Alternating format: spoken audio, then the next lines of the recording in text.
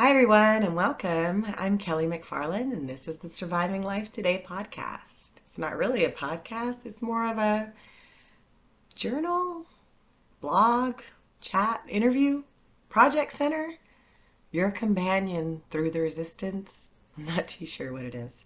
But whatever we are doing here, what we are focusing on is how we are all surviving life today. Welcome. If you're new here, I am your host, Kelly McFarland, and I am an anthropologist, researcher, crafter, baker, mother, and farmer who is interested in capturing how we're all surviving life.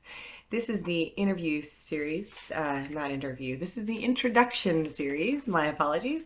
Um, what I am doing right now is I am recording a series of introductions in order to get started with this little journey that I am on. And in order to get started, I have to touch on the many different sides of my life. And so that's the idea behind the introduction series. So this introduction today is about why I am interested in community engagement and the local economy. I have to say that I found community as my way of transitioning into adulthood, and I relied heavily on community in order to grow up. And so I didn't have much of a network when I was young.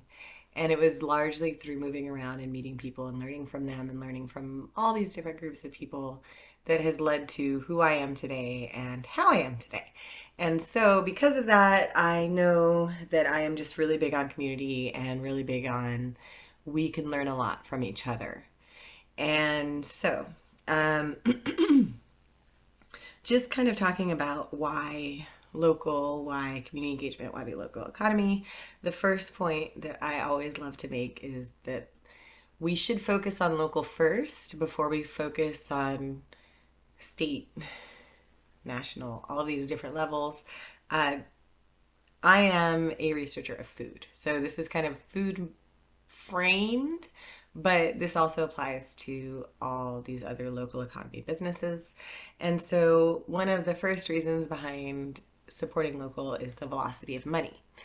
And the concept of the velocity of money, you can Google it if you want to watch there's many videos about it, but just on the lowest level, what the velocity of money means is money in all of our pockets makes for more spending, right?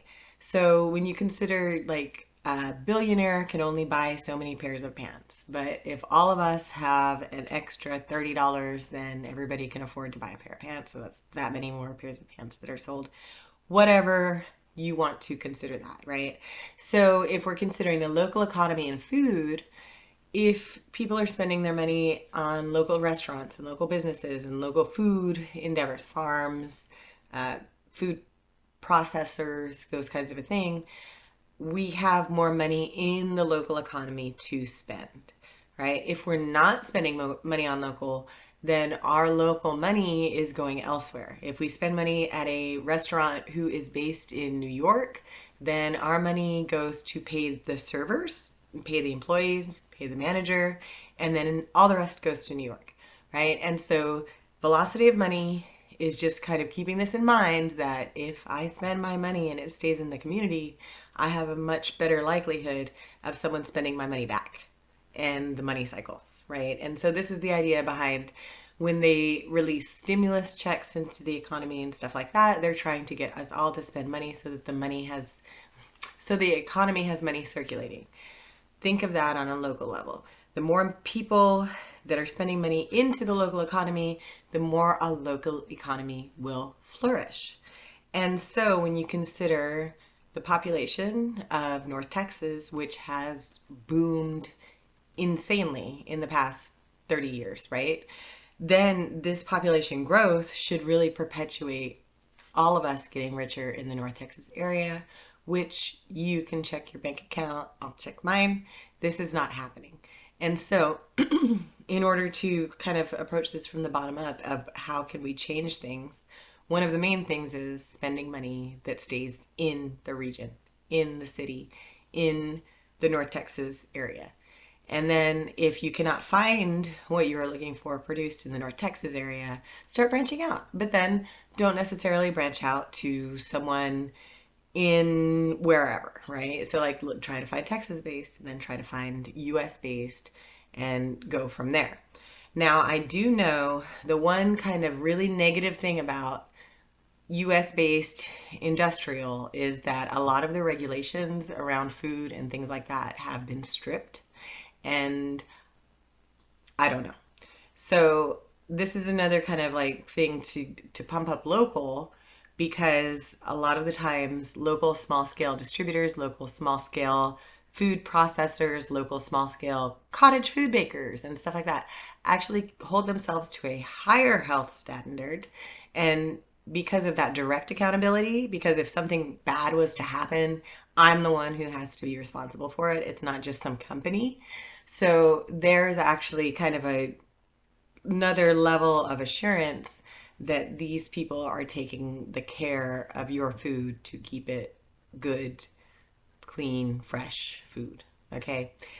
And so that kind of leads me to my next point, which is food matches local, right? Something that I pick in my backyard is going to be ripe and fresh for someone that I sell that food to within my community.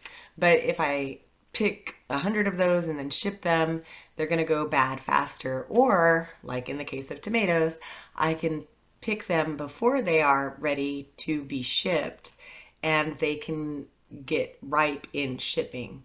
And in that case, you tell me, how much do you like how industrial tomatoes taste? I cannot actually taste anything when I bite into an industrial tomato. I feel mealy food in my mouth, and it's not what a tomato should even feel like, right? So we've really gotten away from this local is better. And in the industrial food system, local producers, local farmers and stuff like that are just kind of left out. And really, you have these farmers who are in contract with industrial food who have to produce or go under. And many times, the farmers who are farming into industrial food actually are on a loan that's like 3 years out, and they're just trying to make ends meet in order to get their money back. Like it's really, it's really a predatory system that doesn't benefit the farmers, it doesn't benefit the consumers, it benefits the corporations in the middle. Sorry. And so considering the local economy and the local front, that helps us all to be more free to engage in food in the manner that we can. And then local also builds wealth for us all, just going back to the velocity of money. If we have more local food farmers and they are producing more crops that need to be processed into other foods, like let's say that they have a huge harvest of sweet potatoes and there's this overabundance of sweet potatoes that will go bad if something doesn't happen. Well, this opens up the opportunity for a local food producer to say, hey, guess what? I know how to make sweet potato chips and I can go ahead and process that. And there's another it's called added value. There's another added level of sales to the sweet potatoes that is not just a fresh food, right? So we need to start thinking about food locally in a manner of how we can grow it to have more food available on that sense. And then kind of bringing it back to this idea of community engagement, we're in the middle of a loneliness epidemic, just in case you haven't caught on. It's really interesting because I teach at a college, and one of the courses that I teach is about American culture and society, which will probably be a part of all these things. Like I'm going to hop into that in a little bit, but let's not get into that too much right now. The point of me talking about American culture and society is that all of my students for a long time have talked about how lonely people are, right? But then this last class that I taught back in spring of 2025, one of the main things that we focused on is how social media is making us more lonely. And so there's just this loneliness everywhere in almost a lack of community. It's not that there's a lack of community, though. It's not that people are necessarily socially isolated. It's that they are lonely for a different type of connection. And so if we focus on food, another project that I did once was I had a class that interviewed university students for their experience with food during the COVID pandemic, right? And so, March 2020, the United States pretty much closed down and everybody had to go into their homes. And so a lot of people experienced being alone in, like, they were socially isolated, right? And so the biggest finding with food and loneliness is that during the mealtime is when people felt loneliness the most, right? So people who are used to having meals and breaking bread with others experience loneliness more when they couldn't break bread with others at that time. And so food, local food, and us building into this local food system on a community engagement level helps to stop so much loneliness. And it is my vision, right? I know that that's not signed, sealed, delivered. So, I